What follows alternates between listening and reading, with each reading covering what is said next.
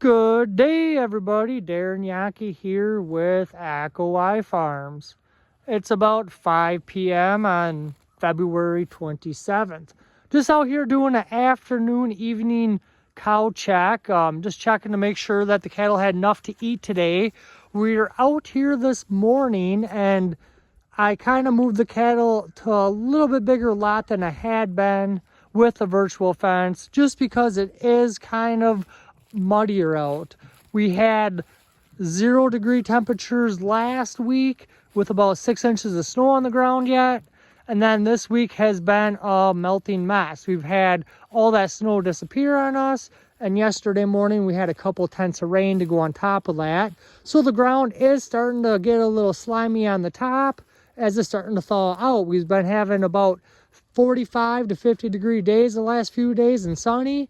So we have been seeing some thaw and a little bit of mud out in the pastures.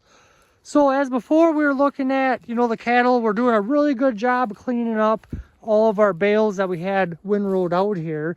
And right now we are kind of having some waste out here in the pastures. As you can see, they're trampling it in. It's getting kind of mudded up, things like that. But we are out here on the pastures yet with the cattle. This particular group has about 90 head of cows in it. And they're walking back that direction about 1,000 feet for their water source right now. So they gotta come right through here to get back to their water. And yeah, this is a couple days ago where they were in here and it's getting kind of mucked up. But that's okay too. We just call that renovating the pasture a little bit, right? The cattle come in and kind of work in that top couple inches of the soil, and we really don't do anything with it. Most springs we just leave it and then it'll take care of itself. The grasses will come back just fine, and it doesn't hurt to aerate your soil once in a while, I guess you'd call it. So we'll see what happens. But for the most part, the cattle are on these hillsides, and that also helps keep the cattle out of the mud as well. But you can see down here, there's a cow hoof, but there is water in that cow hoof dimple as well. So it ain't like the water's all running off the hillsides. It is saturated on this hillside yet. That's something we just cope with here in southern Wisconsin, just like anywhere else. And we normally get a few of these mud seasons before we actually get out and get grazing fully again. But we do have approximately 30 days of feeding baled hay out in the pasture before we are going to go back to grazing. Currently today, we moved our calf group onto pasture and they are grazing today. So they are not getting fed any hay. We're just out there grazing with the calves currently. And I think they're a lot happier than they were when they were eating hay. And we did that to kind of alleviate some of the mud as well, because their lot is a little flatter and it was getting kind of mucky out there. So we just turned them out and said, hey, get grazing. So we'll see what we'll do for a couple days. Maybe we'll graze them for a couple days and start feeding them a little bit more hay once it dries out a little bit. But the calves as well will be back on to full grazing coming April 1st. Because I prefer to be out grazing when it's muddy out compared to having them in smaller lots like we have right now and bale grazing.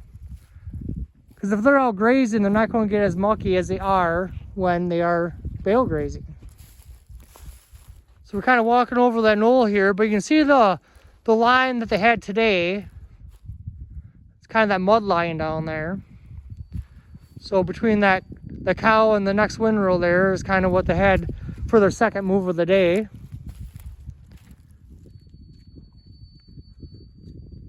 But the cows are doing really well. They're really quiet out here. I haven't heard a single cow beller since I've been out here. All I've been hearing is beeping from the virtual fence. But our cows will start calving May 1st. And we'll calve for a 40-day calving window. We do have some cows that are bred to calve this fall. So if you're looking for fall calving cows, they'll start calving September 1st through, I think, October 31st. I do have to get them prig checked yet, but we should have about 25 of those available. I really like this cow right here, H16. She's a beautiful looking cow. But you can see her hooves, they're not sinking in the mud really at all on this hillside right here. So it is kind of nice that they do have some drier areas to go and they have some wetter areas to walk through too. But at least there's some of everything. They can go up here on this knob and lay down tonight and stay out of the mud as much as they can. Here we got really nice looking 244 her number is. I've got a really nice group of cows calving this spring. I'm pretty excited about them. We have a whole bunch of cows that are going to be calving feral genetics. We had bred them AI this past year here, so we'll be calving some feral calves out. So pretty excited to see what they all look like and what they can do for us. It's all about being out here, making that cow work for us and not working for the cow. This time of year, I have seen quite a few folks already posting pictures of newborn calves. Yesterday, we got a picture of a newborn calf, and the person that had to take the calf was covered in mud. And I tell you what, that does not sound like much fun to me, having to go out and tag and process calves when they're calving out in mud. Nor is it really that healthy, I don't think, for that cow to have a calf in the mud.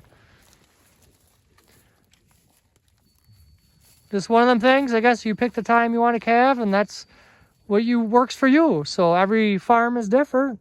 That's why we prefer to calve starting May 1st. The grass is normally starting to turn green or green already, and normally a lot drier. We don't have really much for health issues during calving at all. The calves are clean and everything like that. But yeah, I just want to bring you guys out today and show you how muddy it was out here in the pastures since we've had all that snow melt and a little bit of rain. So we're coping with it, and the cattle are not going to see a confined yard of any kind. They're not going to see a gravel pad to go on. This is what we have for options is out here in the pastures. So we'll make it work and go on. Well, all right. You guys have a great day, and thanks for tuning in.